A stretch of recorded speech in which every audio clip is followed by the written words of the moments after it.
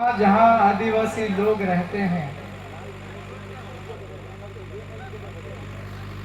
पूरे भारत में आदिवासी इलाकों की बात करें तो आपका ये जो इलाका है ये सबसे ज्यादा हमारे जीवन को परेशान करने वाला इलाका है। मैं भी इधर रह के गया हूँ काफी दिनों तक। क्रांति भाई को पता है, यहाँ जीना मुश्किल पड़ता है। हम लोग हमारे इलाके में हम लोग रहते हैं, आबादी बहुत ज्यादा है, घनत्व जनसंख्या का ज्यादा है। हमारे पास आपकी तुलना में जमीनें भी बहुत कम है, मगर फिर भी जितनी कठिनाई आप लोग अपना जीवन जीने के दौरान सामना करते हैं, जितनी कठिनाइयों का उतनी कठिनाइयों का सामना पूरे भारत में कोई भी आदिवासी सामना नहीं कर रहा है। तो मुझे आपकी ये जो समस्या है, इस समस्या के ऊपर समाधान करने में मैं भी विधायक मध्य प्रदेश का होने के नाते आपके प्रॉब्लम का सॉल्व कैसे करें उसके लिए मैं भी आया हूं। बड़ी गंभीर समस्या DTSA, desert tribal special area. हमारी पड़ोस में साथी लोग बैठे हैं, दोनों विधायक जी कांति भाई बैठे हुए हैं। वो सब प्लान एरिया है, एक ऐसा एरिया जिसका विकास करने के लिए प्लान बने हुए हैं, योजनाएं बनती हैं। लेकिन हमारे बाढ़ में आपका ये जो इलाका है रेगिस्तान वाला, रानीवाड़ा, सांचौर, जालोर, पाली, इस इलाके में देश आजाद हुआ तब से लेकर के आज तक आदिवासियों की कॉमन प्रॉब्लम को एड्रेस करने के लिए कोई योजना नहीं बनी है। लेकिन आपके यहाँ के नए नवेले कहूंगा, पहली बार पहले विधायक भी नहीं रहा आपका भजनलाल। तो भजनलाल को पता होना चाहिए कि पाकिस्तान से की बॉर्डर से लेकर के बांसवाड़ा तक ये पूरा का पूरा भिल इलाका है, भिल प्रदेश का। आज यहाँ पर जनसंख्या जरूर कम हो गई होगी आपके पास में, अगर पता करने भी किया है हम विधायक कौन है भाई, तो वो भील आदिवासी नहीं है। क्यों नहीं है? क्योंकि भीलों की जनसंख्या कम है थोड़ी। हमारे साथ एक दादा बैठे हुए थे, हमने पूछा जमीन का क्या मसला है, क्योंकि शेड्यूल एरिया है ही नहीं। आदिवासियों की जल, जंगल और जमीन, इन तीन चीजों की रक्षा करने के लिए क्या कोई प्रावधान है कि नहीं कानून में? आज का ये जो जमाना चल रहा है ये कानून से चलने वाला है। लोकतंत्र है, लोकतंत्र मतलब लोगों का सरकार, लोगों के द्वारा सरकार, लोगों के लिए। लोकतंत्र होने के बावजूद भी आपके वाले इस इलाके में भील आदिवासियों की जमीनें कैसे सुरक्षित रहे, इसके लिए कोई कानून नहीं है। जब हमारी जमीन बचाने के लिए कोई कानून नहीं है तो क्या नौकरी, हमको आरक्षण की नौकरी की कोई व्यवस्था हो सकती है क्या? नहीं है ना।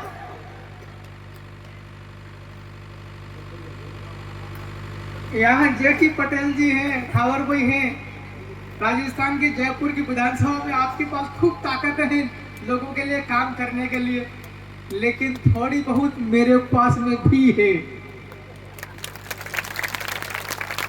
उसका उपयोग मैं भी करूंगा आपकी समस्या का सॉल्व करने के लिए। जो मेमोरेंडम आपने पेश किया वो भजनलाल के टेबल पे पहुंचा देंगे और वापस फोन करके पूछेंगे भी भाई हमने लिखा है, कार्रवाई क्या किया। सही है कि नहीं है?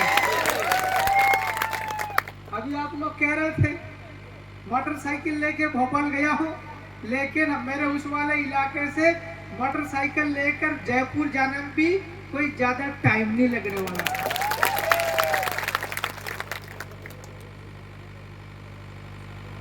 माननीय विधायकों, दुआएं,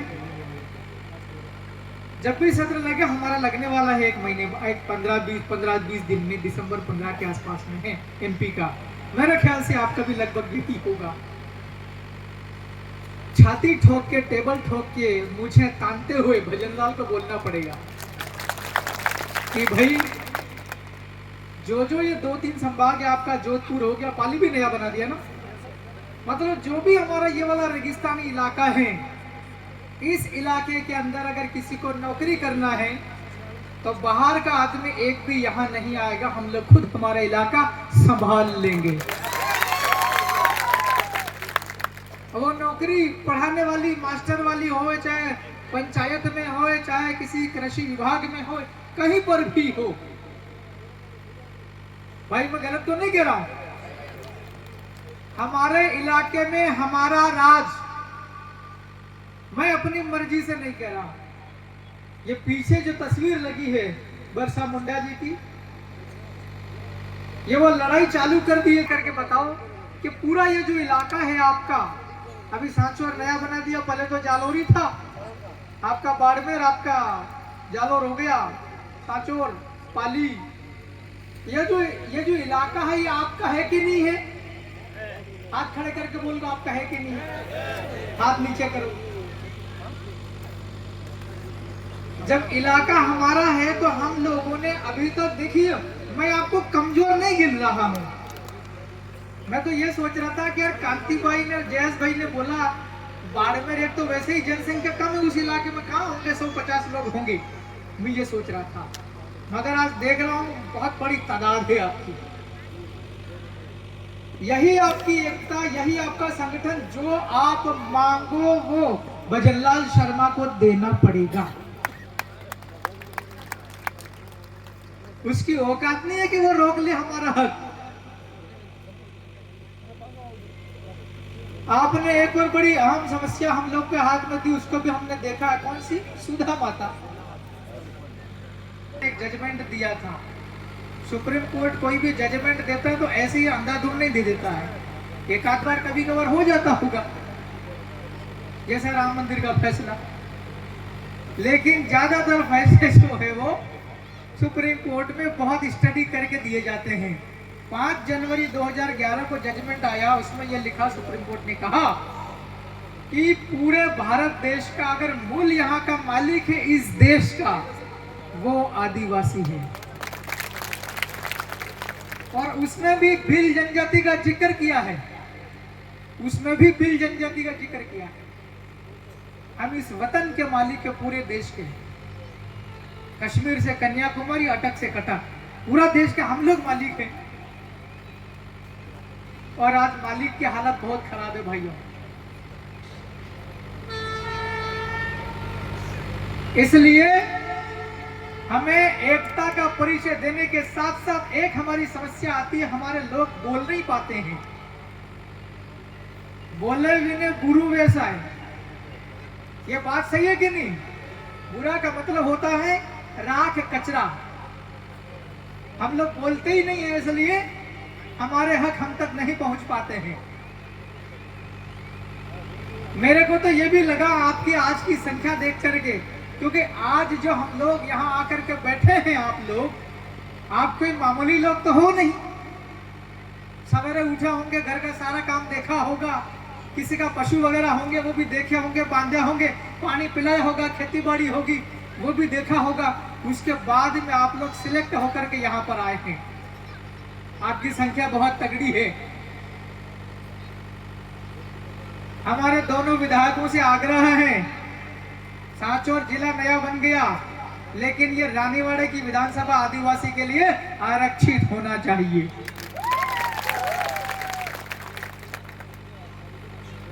देश आजाद हुआ 1947, आज हम लोग खड़े हैं 2024 में। इतना वक्त हो गया, 75 साल से ज्यादा। इतने लोग होने के बावजूद भी रानीवाड़ा के अंदर हमारी आवाज विधानसभा में उठाने के लिए कोई भी आदमी हमारे ग्रुप का नहीं गया। ग्रुप मतलब आपके भील आदिवासी का कोई भी नहीं गया है। इसलिए उसको भेजने के लिए पहले कोशिश ये करना चाहिए। अभी 2026 में परिसीमन होने वाला है ना? कोई आदिवासी बनेगी नई सीट, कोई बड़ी सीट होगी तो उसको 2-2 होंगे। इसलिए ये आवाज भी आप लोगों को उठानी है। जैसी मांग हम विधायकों को आप लोगों ने दी, ये ऐसी की ऐसी मांग विधायक लोग तो आपके लिए लड़ेंगे ही लड़ेंगे, लेकिन पहली प्राथमिकता आप स्वयं आपकी लड़ाई लड़ें। छेड़ना आपको है लड़ाई, और छेड़ दोगे तो लड़ने के लिए हम एमपी से चले आते हैं। आदिवासी इलाके के अंदर में गैर आदिवासी आदमी अपना कारोबार नहीं कर सकता, अपनी आजीविका नहीं कमा सकता है, अपना घर नहीं बना सकता है। ये पाकिस्तान की बॉर्डर से लगाकर सीधा वहां तक जा रहा है, आपका हमारे उधर तक महाकौशल तक जा रहा है। ये पूरा का पूरा एक जमाने में शेड्यूल्ड एरिया हुआ करता था, लेकिन देश आजाद होने के वक्त किसी ने ध्यान नहीं दिया, इस वाले इलाकों को छोड़ दिया। सिर्फ डूंगरपुर, बांसवाड़ा, उदयपुर, प्रतापगढ़ उसी को कहा शेड्यूल एरिया। इसको नहीं गिना शेड्यूल एरिया। शेड्यूल एरिया नहीं बनाया तो जो जमीनें थी हमारे आदिवासी लोगों की, आदिवासी लोगों को दिमाग था नहीं, की समझदारी थी नहीं, तब जमीनें बेचते गए। ऐसा कोई कानून भी यहाँ पर लागू नहीं, प्रभावी नहीं है कि आदिवासी अपनी जमीन बचा सकता है, इसलिए बिकती गई। जब जमीनें बिकती गई तो हमारी जनसंख्या कम होती गई। सुधा माता के अंदर में हम लोग अभी बात भी करेंगे, हम सबकी साझा जिम्मेवारी बनती है। और मैं इस मंच पर यहाँ कह के जा रहा हूँ पूरी भजनलाल सरकार को और भजनलाल सरकार के निर्देशन में काम करने वाले पूरे प्रशासन को, सुधा माता मंदिर, सुधा माता जो है वो हमारी कुल की देवी है, वो हमारा डीएनए का देवता है, वह मंदिर हमारा है। उसके अंदर का पंडा पुजारी कौन कौन है? आदिवासी है। कौन है गांधी भाई? पहले थे आदिवासी। हम मैं यहाँ के कह के जा रहा हूँ, जब मैं विधायक आया हूँ तो यहाँ प्रशासन की भी जिम्मेवारी बनेगी। यहाँ कौन कौन आया था, क्या क्या बोल गया था। अभी कलेक्टर का फोन भी लगाना है, आप लोग हमारे विधायक की मैं भी लगाऊंगा। भाई दूर से आया हूँ लोगों के लिए मैं।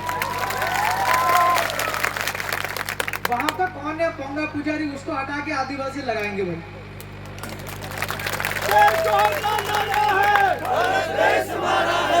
उसी मंदिर के आसपास के जितनी भी जमीन है, उस जमीन के ऊपर केवल आदिवासी लोग ही मकान बनाकर रहेंगे।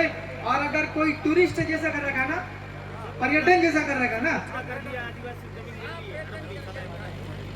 पर्यटन बना रखा है, उस पर्यटन करने बाहर के लोग दर्शन करने कभी कभार आ सकते हैं, लेकिन अगरबत्ती, नारियल, सामान भी आदिवासी बेचेंगे। है कि नहीं है?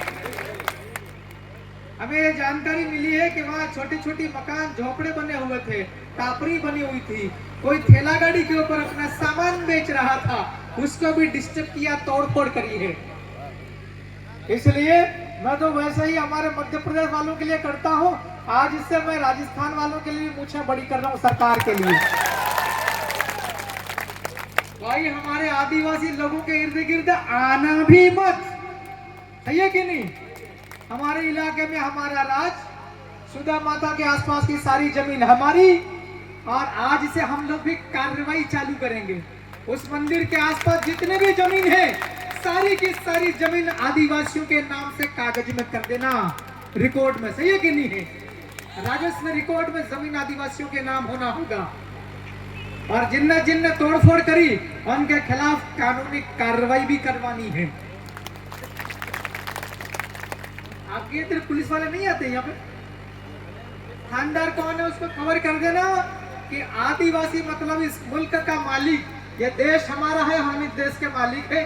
हम मालिक वर्ग की झोपड़ी तोड़ी है, हम मालिक वर्ग की दुकान तोड़ी है, हमको वहां से बेदखल किया है सुधा माता के। वहां से जो ये लोग करने वाले हैं उनके खिलाफ मुकदमा दर्ज करवा के जेल के अंदर डालेंगे।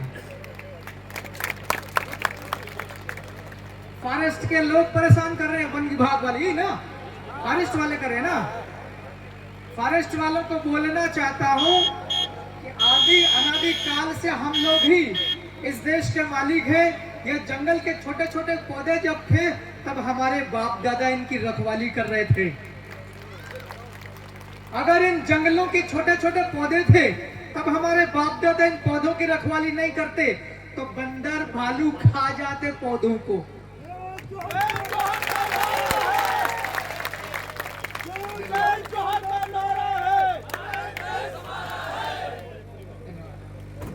हमारे बाप दादा आज से 400-500 साल पहले इन जंगलों में छोटे छोटे पौधों की रक्षा नहीं करते। लोमड़ी भालू बंदर खा जाते।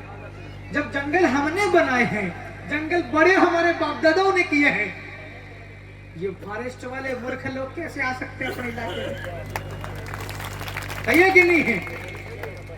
अब ये DTSR वाला चालू हो गया ना, डेजर्ट ट्राइब स्पेशल एरिया। अब जब नौकरी भी हम लोग अपने इलाके के आदिवासी लोग ही फॉरेस्ट के अंदर में फॉरेस्ट गार्ड की भर्ती कराएंगे, सही है कि नहीं? हमको नीचे से ही इलाज करना पड़ेगा, नीचे से ही।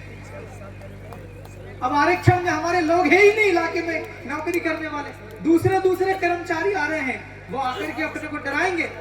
तो बेहतर इलाज यह है कि DTA लागू करवाएं और इस इलाके में जितने भी शासकीय वैकेंसी है, सरकारी पद है नौकरियों के सारे पद यहाँ के जो भील आदिवासी लोग रहते हैं इसी इलाके के, इन्हीं को नौकरी मिलना चाहिए। तो आधा इलाज तो वैसे ही हो जाएगा, थोड़ा बहुत बाकी रहेगा कानूनी इलाज वाला, वो हम लोग कुर्राटी बबकारी करते हुए MP से भी आ जाएंगे। हमारी बात को गौर से सुना। मैं पूरे मध्य प्रदेश की ओर से, क्योंकि मैं अकेला आदमी हूँ, क्या करूँ, पूरे MP का हूँ। आपके यहाँ तो 3 थे, अभी 4-5 होने वाले। आपका पूरा परिवार, आप अकेले कैसे हो? मैं तो कह रहा हूँ पूरा पाकिस्तान की बॉर्डर से लेकर के उधर झारखंड तक हमारा ही है कि नहीं?